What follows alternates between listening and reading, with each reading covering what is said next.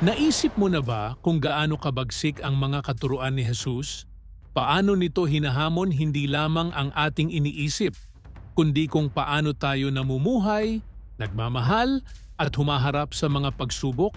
Madalas, nasasanay tayong marinig si Jesus na parang laging nagtuturo lang tungkol sa pag-ibig, pero nakakalimutan natin na tinatawag niya rin tayo sa isang malalim na pagbabago. Hinihikayat tayo ni Jesus na magpatawad sa mga nanakit sa atin, mahalin ang ating mga kaaway, bitawan ang pride, ang takot at ang laging kagustuhang tama tayo, at hindi iyon madali. Kaya ngayong araw, nais kong pakinggan mong mabuti ang mga sasabihin ko. Dahil pag-uusapan natin ang 12 katuroang radikal ni Jesus na kayang baguhin ang iyong buhay. Kung may lakas ka ng loob na isabuhay ang mga ito. At para magsimula, nais kong anyayahan ka, isulat mo sa mga komento ang maikling pangungusap na ito bilang tanda ng iyong pananampalataya. Gusto kong isabuhay ang mga katuruan ni Jesus ngayon. Simple lang, at sa pamamagitan nito, itinatanim mo ang hangaring ito sa iyong puso. Ngayon, alamin natin kung bakit ang mga salitang ito ni Jesus ay patuloy na makapangyarihan at mapanghamon para sa ating lahat. Napansin mo ba kung gaano kabaligtaran ng kultura, mapanghamon, at madalas ay hindi komportable ang mga katuruan ni Jesus? Habang tinuturo ng mundo na unahin ang tagumpay, status, at pagkilala, tinuturo ni Jesus na maglingkod, magpatawad ng walang hanggan at magmahal kahit sa mga taong nanakit sa atin. Habang hinihikayat tayo ng mundo na maghangad ng kapangyarihan at kontrolin ang lahat, iniimbitahan tayo ni Jesus na magtiwala sa Diyos at ipagkatiwala sa Kanya ang ating mga alalahanin.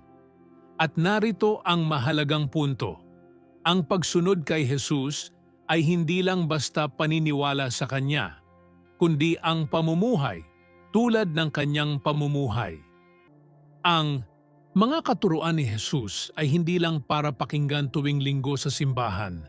Ito'y para isabuhay araw-araw sa iyong tahanan, sa iyong trabaho, sa trapiko, sa mahihirap na usapan, sa mga desisyong pinansyal at sa pag-aalaga sa kapwa. Kaya ngayong araw, habang pinapakinggan natin ang 12 radikal na katuruan ni Jesus, nais kitang hamunin na magnilay ng malalim.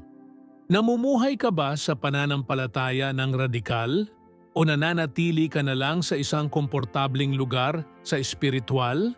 Ang video na ito ay isang paanyaya para sa tunay na pagbabago. Isang pagbabagong nagsisimula sa puso at umaapaw sa bawat aspeto ng iyong buhay. Ngayon, maghanda ka dahil ang susunod na bahagi ay maaaring yumanig sa iyong puso. Simulan natin sa unang radikal na katuruan ni Jesus at hahamunin nito ang iyong puso mula sa umpisa. 13. Unang katuruan, mahalin ang iyong mga kaaway. Ngayon, huminga ka ng malalim dahil ang sinabi ni Jesus dito ay talagang yayanig sa iyong puso. Hindi niya sinabi na mahalin lang ang mga taong nagmamahal sa atin, kundi sinabi niya, mahalin ninyo ang inyong mga kaaway at ipanalangin ninyo ang mga umuusig sa inyo. Makikita natin ito sa Ebanghelyo ayon kay Mateo, Kabanata 5, Talata 44. Isipin mo ito sandali. Mahalin ang taong nanakit sa iyo, ang taong nagsalita ng masama laban sa iyo, ang taong nagtaksil sa iyo. Radikal, hindi ba? Alam mo ba kung bakit ito napakahalaga? Dahil ang pag-ibig ni Jesus ay hindi nakabase sa kung karapat-dapat ang tao. Minahal niya maging ang mga nagpako sa kanya sa krus. Ipinanalangin niya ang mga nagtuksong sa kanya. At naaalala mo ba kung ano ang sinabi niya habang nakabayubay sa krus? Ama, Patawarin mo sila sapagkat hindi nila alam ang kanilang ginagawa. Iyan ang pag-ibig na tunay na nagpapabago. Ngayon, ilapat natin ito sa ating buhay. Ilang beses tayong nagkimkim ng galit, hinanakit, o sakit na nakabaon sa ating puso. Minsan ito'y galing sa pamilya, sa trabaho, o kahit sa kaibigang lumayo o nagtaksil. At iniisip natin, hindi ko ito deserve.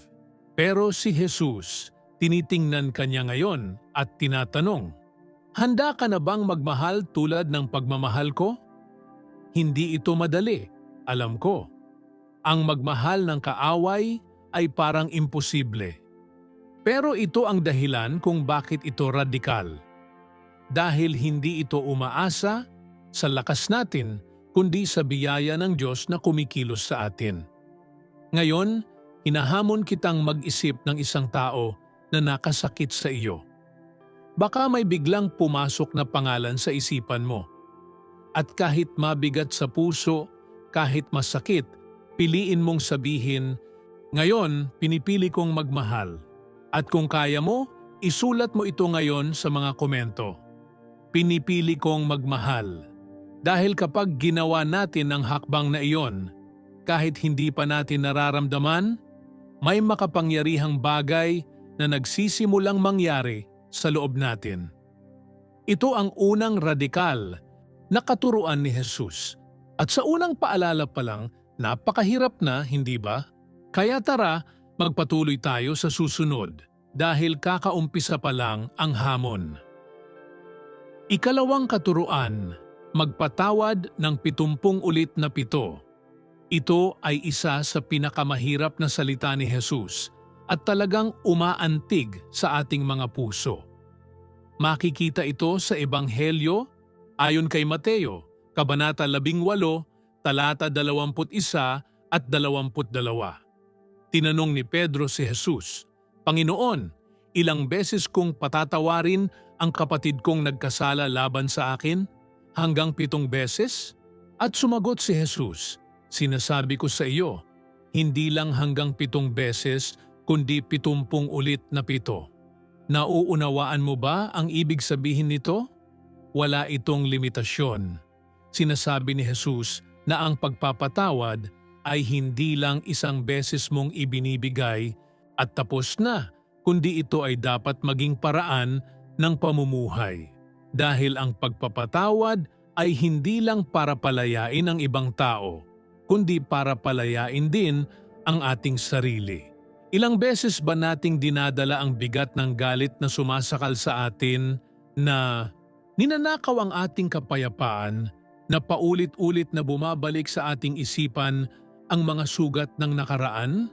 Minsan, ni hindi alam ng taong iyon na tayo'y nasasaktan, pero tayo'y naiiwan na parang nakulong sa isang siklo ng kapaitan. Ang magpatawad ng 70 ulit na 7 ay isang desisyon na kailangang gawin araw-araw. Ang desisyong sabihin, pinipili kung ilagak ito sa mga kamay ng Diyos. Pinipili kong pakawalan ang lubid ng hinanakit. Pinipili kong mamuhay ng malaya. Ngayon, isipin mo, mayroon bang isang tao na kailangan mong patawarin ngayon? May pangalang biglang pumasok sa isipan mo o sitwasyon na hanggang ngayon ay masakit pa rin? Maaaring mahirap, maaaring parang imposible, pero inaanyayahan ka ni Jesus na gawin ang unang hakbang. Huwag mong hintayin na dumating ang tamang pakiramdam. Magpatawad ka dahil sa pananampalataya. Magpatawad ka dahil iyon ang ginawa ni Jesus para sa iyo. Ikatlong katuruan, iuna ang Diyos sa lahat ng bagay. Itinuro ito ni Jesus sa Ebanghelyo ayon kay Mateo, Kabanata 6, talata 33 nang sinabi niya, hanapin muna ninyo ang kaharian ng Diyos at ang kanyang katuwiran, at ang lahat ng mga bagay na ito ay idaragdag sa inyo. Ilang beses ba nating inuuna ang ibang bagay higit sa Diyos? Ang trabaho, ang pera, ang mga problema, ang personal na mga kagustuhan. Madalas, Ang mga ito ang umuukupa sa lugar na dapat ay para sa Diyos. Sinasabi ni Jesus na kapag ang paghahanap sa kaharian ng Diyos ang inuuna natin, ang iba pang mga bagay na ikinababahala natin, ang ating kabuhayan, ang ating mga pangangailangan, ang ating mga pangarap ay ipagkakaloob din. Hindi sa paraan natin, hindi sa oras natin, kundi sa perpektong panahon at paraan ng Diyos. Ang paglalagay sa Diyos sa itaas ng lahat ay isang hamon na kailangang harapin araw-araw.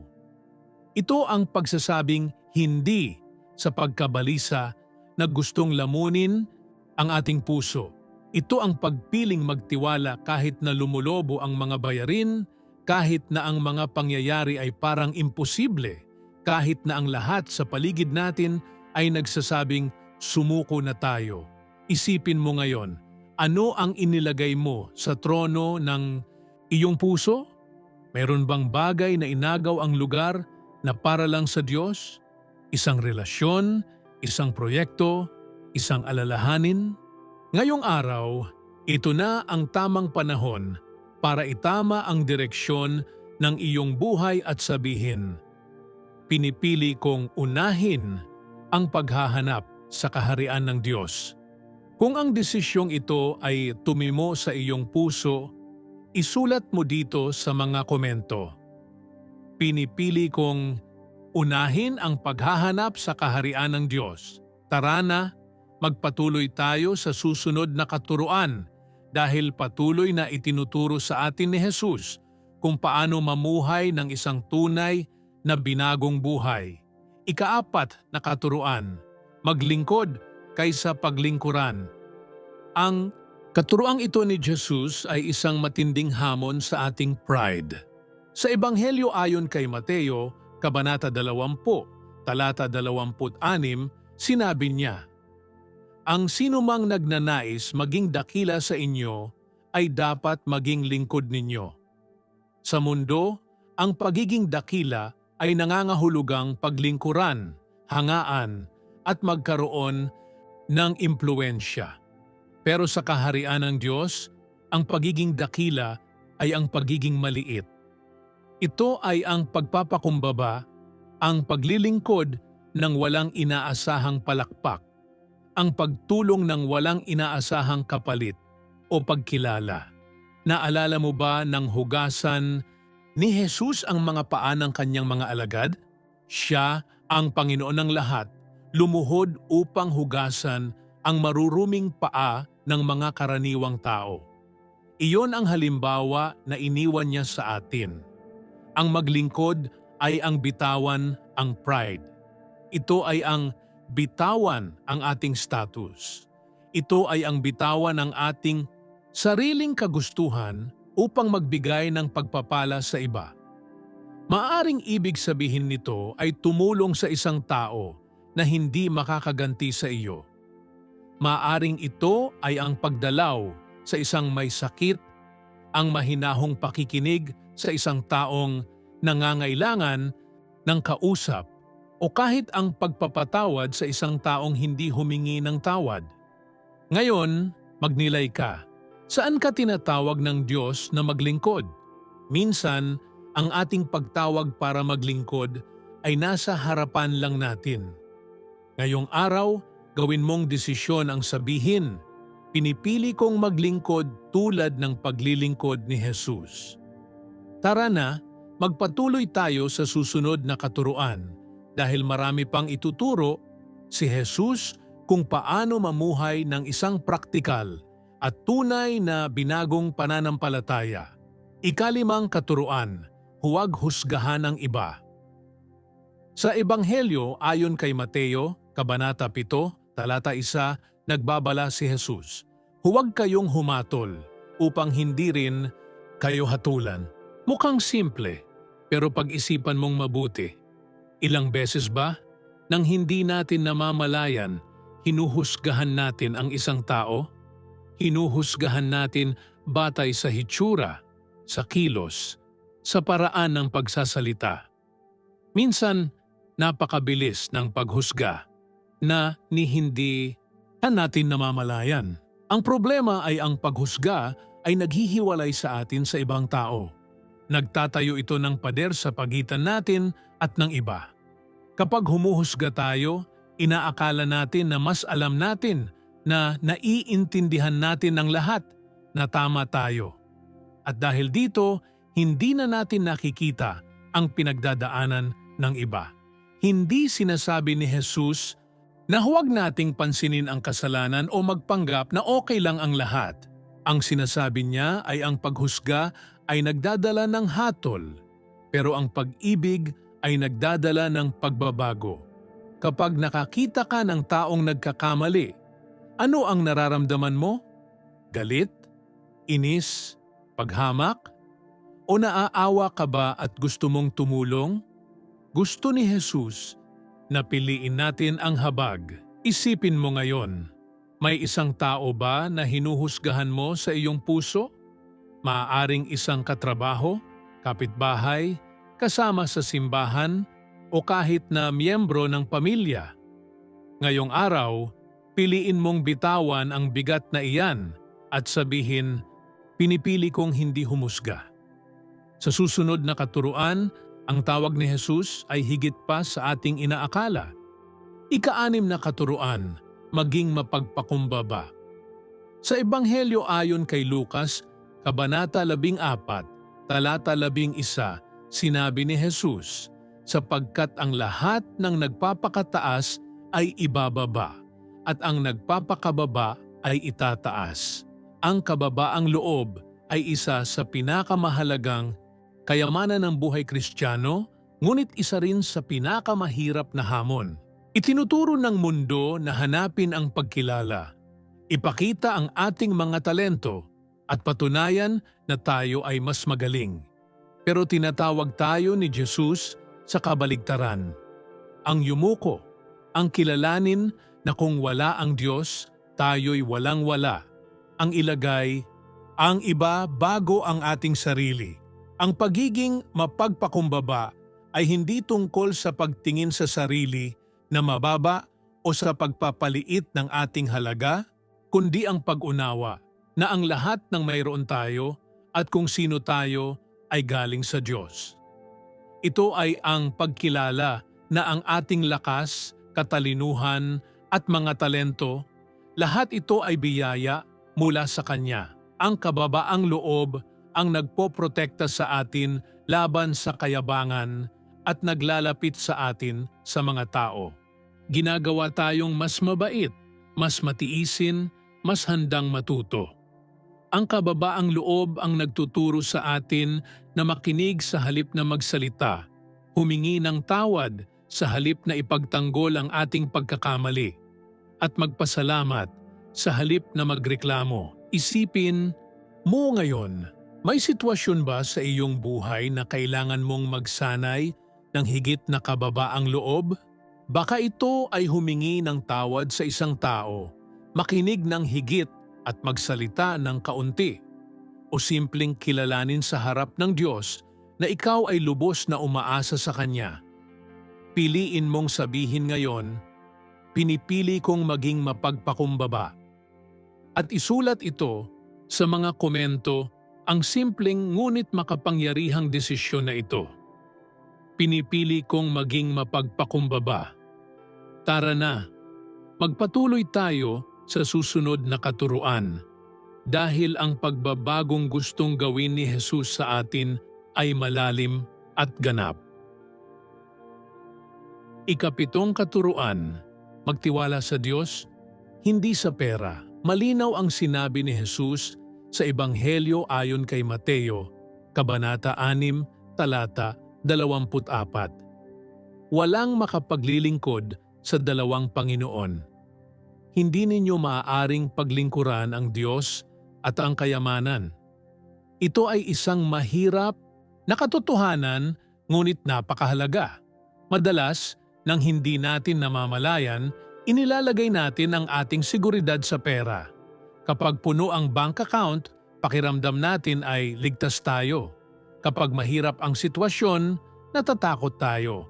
Pero tinatawag tayo ni Jesus na mamuhay ng iba, na magtiwala sa Diyos na nagbibigay at hindi sa kayang bilhin ng pera, panandalian lang ang pera.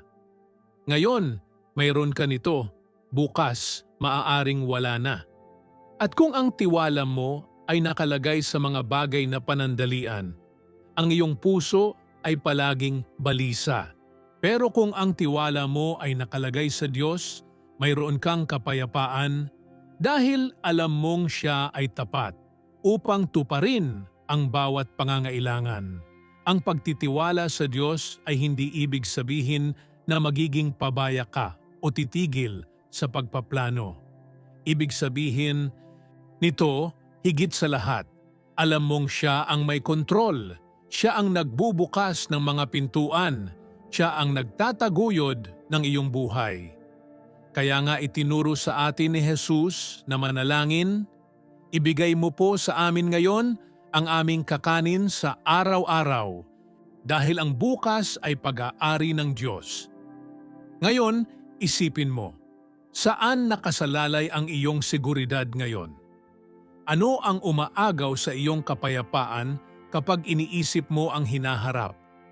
Inilalagay mo ba ang iyong pag-asa sa iyong sweldo, sa iyong mga investment o sa Diyos na nag-aalaga sa bawat detalye ng iyong buhay?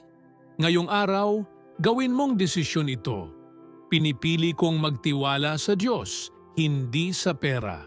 Ikawalong katuruan, huwag mag-alala tungkol sa bukas. Ito ay isa sa mga pinakamalayaing salita na iniwan ni Jesus para sa atin at makikita ito sa Ebanghelyo ayon kay Mateo, Kabanata 6, Talata 34. Kaya huwag kayong mag-alala tungkol sa bukas, sapagkat ang bukas ay may sariling alalahanin.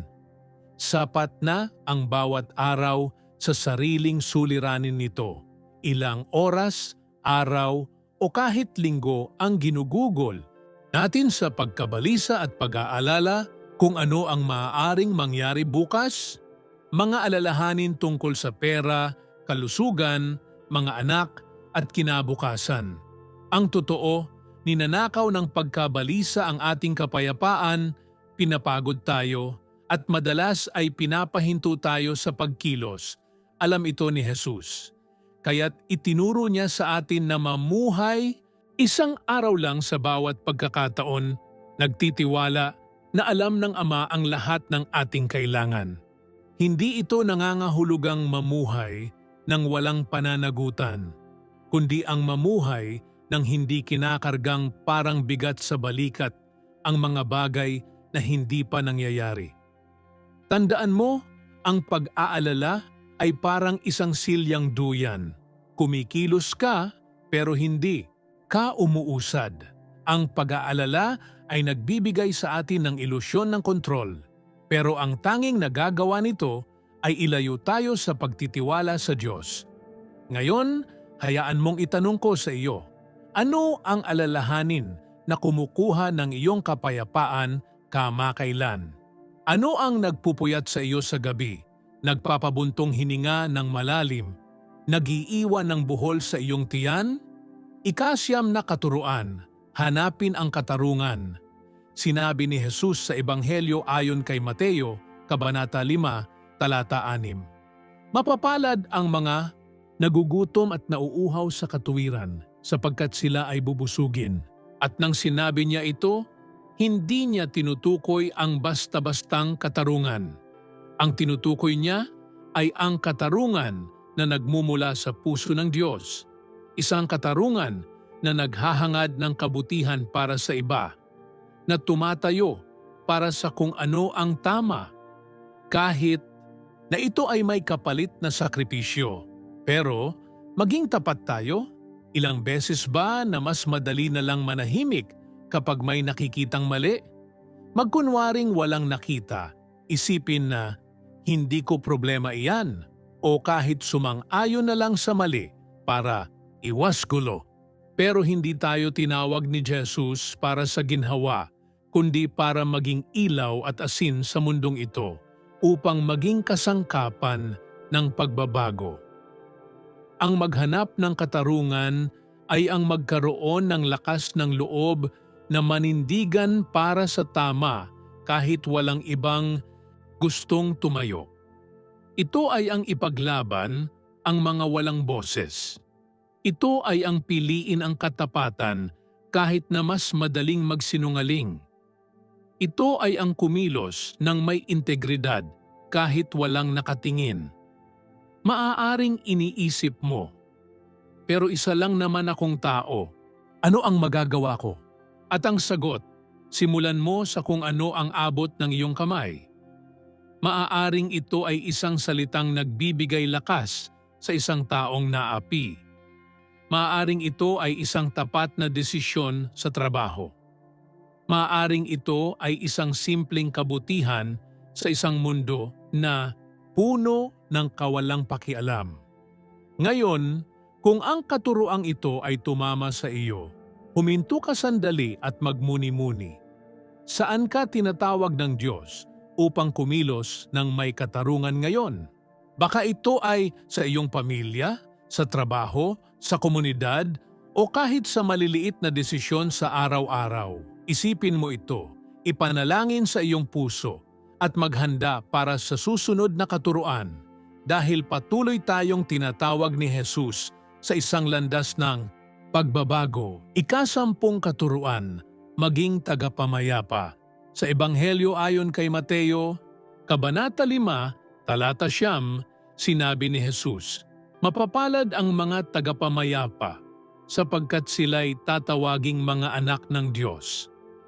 Ang pagiging tagapamayapa ay hindi lang tungkol sa pag-iwas sa mga away o pagtatalo, kundi ito ay tungkol sa pagiging tao na nagtatayo ng mga tulay kung saan may mga pader, na nagdadala ng kapayapaan kung saan may kaguluhan. Ang pagiging tagapamayapa ay higit pa sa simpleng pag-iwas sa gulo. Ito ay ang pagpili na ayusin ang mga sirang relasyon, itaguyod ang pagkakasundo, at maging kasangkapan ng pagkakaisa sa isang mundong puno ng pagkakahati-hati. Pero maging totoo, tayo, ang mamuhay bilang tagapamayapa ay hindi likas para sa atin. Madalas, ang natural na reaksyon natin ay gumanti, patunayan na tama tayo at hayaang mangibabaw ang ating pride. Pero itinuturo ni Jesus ang ibang daan, ang daan ng kababaang loob, pagpapatawad at mahinahong pakikinig. Isipin mo ngayon kung gaano karaming mga alitan ang nasa paligid mo. Mga away sa pamilya, hindi pagkakaunawaan sa trabaho, mga pagkakaibigang lumamig. Maaaring maging sa loob ng simbahan. Ngayon, isipin mo, paano kung sa halip na palakihin pa ang apoy ng alitan, piliin mong ikaw ang magpatay ng mga apoy na iyon? Hindi sinabi ni Jesus na madali ito, pero ipinangako niya na ang mga tagapamayapa ay tatawaging mga anak ng Diyos. Ibig sabihin, kapag itinataguyod mo ang kapayapaan, ipinapakita mo ang puso mismo ng Diyos. Kaya ngayon, maglaan ng oras at magmuni-muni? May sitwasyon ba kung saan tinatawag ka ng Diyos na maging tagapamayapa? Maaaring ito ay magpatawad, humingi ng tawad, gumawa ng unang hakbang, o simpleng piliing huwag palalain ang tsismis at pagkakahati-hati. Ngayong araw, bago tayo magpatuloy sa susunod na katuruan, nais kitang hamunin. Isipin mo ang isang tao na maaari mong bigyan ng kapayapaan ngayong linggo. Ipanalangin mo ang taong iyon, magplano ng isang simpleng kabutihan at maging handa na kumilos. Dahil ang pagiging tagapamayapa ay pagiging ilaw kung saan may kadiliman, 11 katuruan. Mamuhay ng may integridad. Sa Ebanghelyo ayon kay Mateo, Kabanata 5, Talata 37, itinuro sa atin ni Jesus, ang inyong oo ay maging oo at ang inyong hindi ay maging hindi. Ang anumang lumalabis pa roon ay mula sa masama. Isa ito sa mga pinakalinaw at pinakasimpleng turo ni Jesus, ngunit isa rin sa pinakamadalas nating makalimutan. Ang integridad ay nangangahulugang pagiging buo, pagiging tapat, pagiging taong mapagkakatiwalaan. Ang salita, ito ay ang mamuhay ng walang pagtatago, walang kasinungalingan, walang panlilinlang.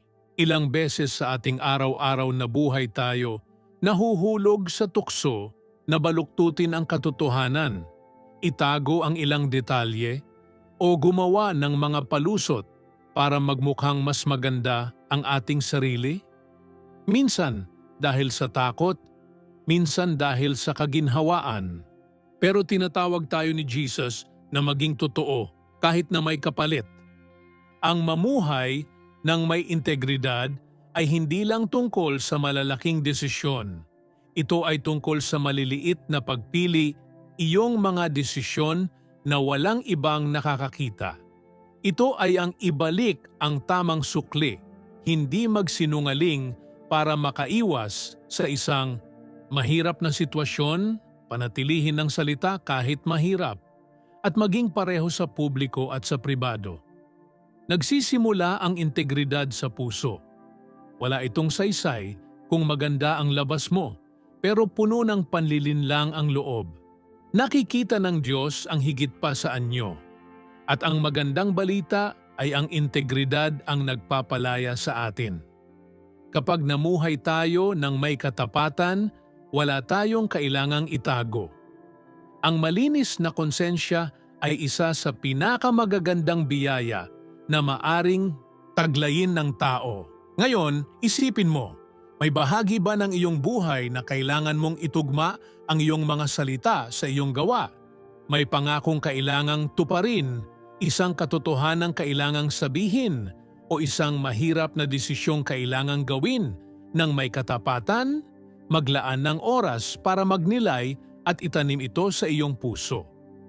Dahil ang mamuhay ng may integridad ay hindi tungkol sa sinasabi mo, kundi sa ginagawa mo. Tara na, magpatuloy tayo sa huling katuruan na magtatapos sa makapangyarihang paglalakbay na ito ng pagbabago. 12 katuruan, ibahagi ang Ebanghelyo.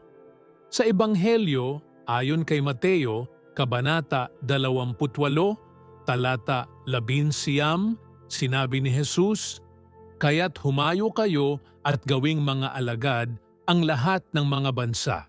Hindi lang ito isang paanyaya, ito ay isang utos. Tinawag tayo ni Jesus na ibahagi ang kanyang ginawa para sa atin. Higit pa ito sa simpleng pag-uusap tungkol sa relihiyon. Ito ay ang pagsasalaysay ng isang pag-ibig na nagbabago, ng isang pag-asa na kailanman ay hindi pumapalya, ng isang tagapagligtas na ibinigay ang kanyang buhay para iligtas tayo. Madalas, iniisip natin na ang pangangaral ay trabaho lang ng mga pastor, misyonero o mga taong may partikular na ministeryo. Pero ang sinabi ni Jesus ay para sa lahat. Humayo kayo at gawing mga alagad. Ibig sabihin, bawat isa sa atin ay tinatawag na maging ilaw sa mundo, sa trabaho, sa pamilya, sa mga kaibigan, at kahit sa social media. Ang pagbabahagi ng Ebanghelyo ay hindi tungkol sa mahabang sermon o pagmememorya ng mga talata. Ito ay tungkol sa pamumuhay, sa paraang makikita ng mga tao na may kakaiba sa atin. Ito ay ang pagbibigay ng salita ng pag-asa sa isang taong pagod, ang pagdarasal para sa isang taong dumaraan sa pagsubok. Ang pakikipag-usap tungkol kay Jesus ng may pagmamahal, hindi may paghatol. Maaaring iniisip mo, pero hindi ko alam ang sasabihin. Wala akong lakas ng loob. Pero tandaan, hindi ka nag-iisa. Ang banal na Espiritu ang nagbibigay ng kapangyarihan. Siya ang nagbibigay ng tamang mga salita sa ating bibig. Siya ang humihipo sa mga puso. Ngayon, isipin mo, Sino ang nangangailangan na makarinig ng salita ng pag-asa mula sa iyo? Sino ang inilalagay ng Diyos sa iyong landas upang maabot sa pamamagitan ng iyong patotoo? Narating na natin ang katapusan ng paglalakbay na ito. At ngayon, gusto kitang tanungin, ano ang pinakatumi mo sa iyo ngayon? Alin sa 12 radikal na katuruan ni Jesus ang pinakanakatama sa iyong puso? Baka ito ang hamon na mahalin ang iyong mga kaaway o ang panawagan na mamuhay ng may integridad o baka naman ang agarang pangangailangan na ibahagi ang ebanghelyo. Isang bagay ang tiyak, hindi tayo tinawag ni Jesus para sa isang buhay na madali, kundi para sa isang buhay na binago. Iniimbitahan niya tayong mamuhay ng kabaligtaran sa takbo ng mundo, magmahal kung kailan sinasabi ng mundo na magalit, maglingkod kung kailan sinasabi ng mundo na magpasakop, at magtiwala kung kailan sinasabi ng mundo na mangamba. Ngayon, ikaw na ang kumilos. Iwan mo sa mga komento ang katuroang pinakanagpabago ng iyong buhay ngayon. Isulat, ang katuroang pinakatumi mo sa akin ay at ituloy ang iyong sagot. Ibahagi rin ang video na ito sa isang taong mahal mo na kailangang makarinig ng mga katotohanang ito. Sabay-sabay nating ipalaganap ang pag-ibig at liwanag ni Jesus. At huwag kalimutang mag-subscribe sa channel at i-activate ang notification bell para patuloy na makatanggap ng mga mensaheng magpapalakas sa iyong pananampalataya. Sama-sama nating lakbayin ang buhay na kasama si Jesus, araw-araw hanggang sa kanyang pagbabalik. Pagpalain ka nawa ng Diyos at naway ang mga katuroang ito ay magugat ng malalim sa iyong puso. Kita-kits sa susunod na video.